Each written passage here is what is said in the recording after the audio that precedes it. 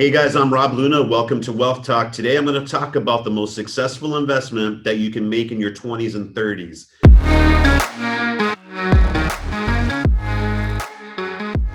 Well, what really got me to this topic today is I was reading a really important article in the Harvard Business Review, and that article was about some of the most successful founder entrepreneurs and success. How they were defining it was based off of their revenue, their growth. So in general, the guys that were the wealthiest, making the most money, was how they determined who was a successful entrepreneur. And so when I looked at this article, I had to say I was really thinking that the people that were going to be in there were some of these young, hotshot tech entrepreneurs. You think of guys like Zuckerberg that were going to dominate that list. But what's surprising to me was the average age of the most successful startup entrepreneur was 45. And when you look at the chart that we're going to include, you really saw that stretch of between 40 and 49 where a lot of those successful entrepreneurs were being created. So I started digging down into the article. I had a couple of assumptions why, but it really came down to a couple of things. Well, number one, by the time that you got into your 40s, you hopefully have had some good experiences. And when I say experiences, quite honestly, you made some mistakes. And I know in my own career, a lot of what has allowed me to be successful, what's allowed me to coach my clients on their own success, is some of the mistakes that I've made, some of the mistakes that I've learned from others. And once you've recognized and can identify those mistakes, obviously that allows you to avoid, hopefully, from continuing to do those things over and over. That's one thing.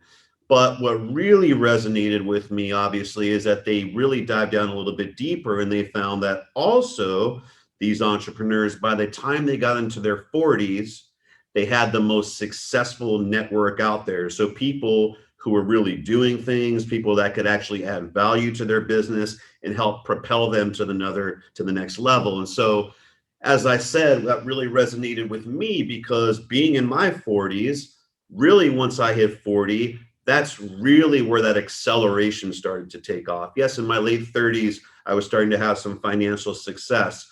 But what I'll say is the network that I have today by the time I was in my 40s was really a top-notch network. Is one of those things where pretty much anything today, whether I need the best attorney, I need the best real estate agent, I need the best doctor, I need the best chef, whatever it is, my inner circle deals with only the best of the best that's out there. And so whatever it is that I'm trying to launch, whatever it is that I'm trying to do, they're there to help lend a hand, to provide resources, to help me make sure that whatever endeavor that is, whatever it is I'm trying to do, even personally, that's the most successful outcome possible because that's the network that I've built up.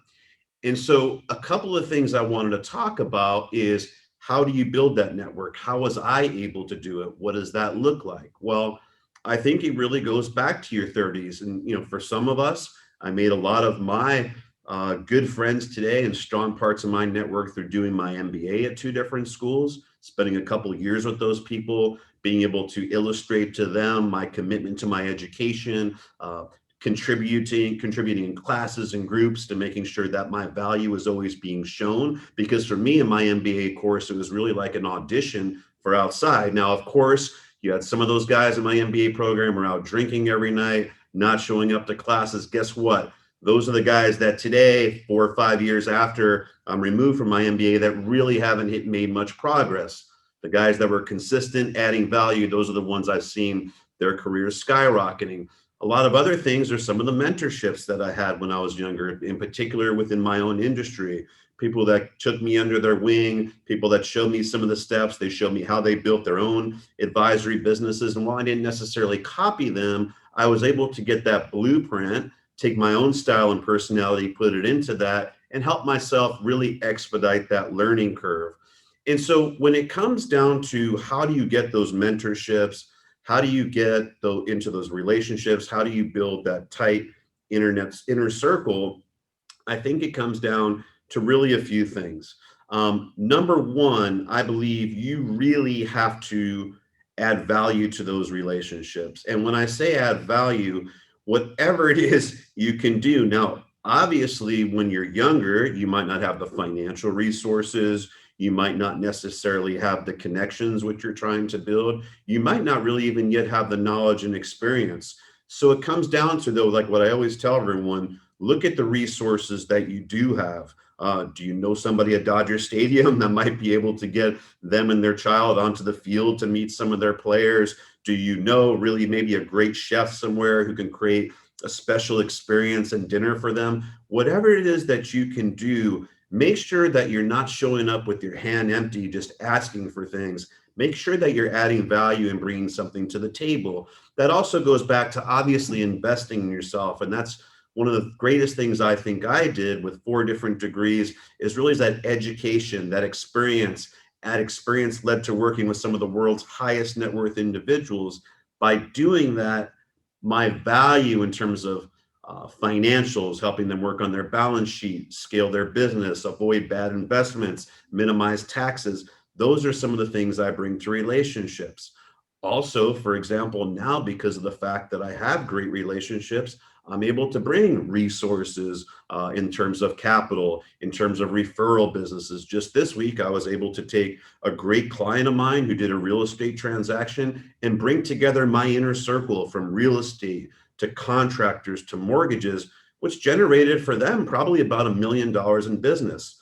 For me personally, nothing, because this was already a client of mine. But see, guys, that's the idea. It's not always about what immediately goes into your pocket. It's doing the right thing for your clients. And importantly, also the people that are supporting your clients, being able to give them business, being able to help propel their business successful. So now, not only are those people, when I need something, that obviously look to help me, but more importantly, guess what? When I bring a client to them, it's not the first client I brought to them. It's not the last client I brought to them. So let's think of it this way: from someone who comes from the street and just goes to a realtor or a contractor, guess what?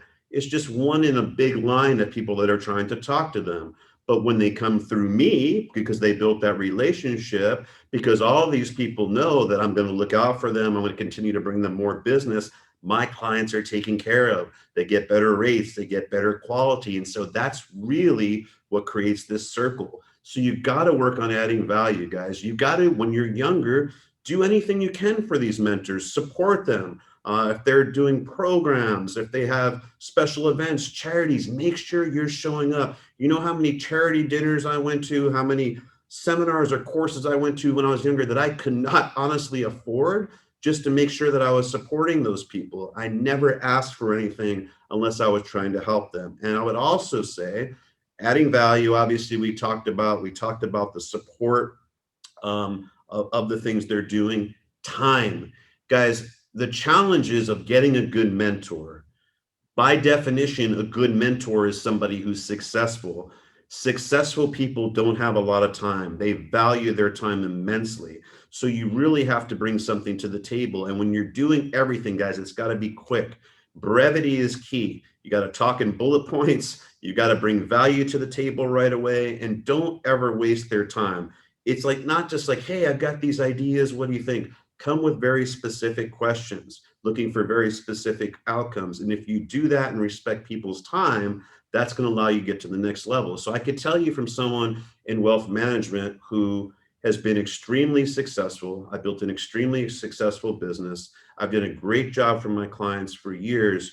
I've said this time and time again, everything good that has happened to me, literally, I can point to a relationship that I've had. Nothing that I've done has come from me just on my own will. Now, obviously, I work hard to make sure I earn those referrals, I earn everything that happens there, but it's other people that have opened the door for me that allowed me to be where I'm at today. And the way I got there was by adding value, by supporting them and respecting their time.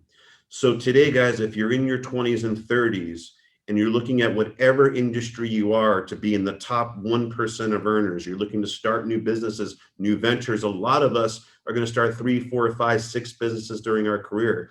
It doesn't matter, because if by the time you got to your 40s, I say this time and time again today, I could start a beverage business, I could start a fine watch business, whatever it is, I'm confident that it will be successful because of my experiences, because of my education, and probably most important, the relationships that I built over time.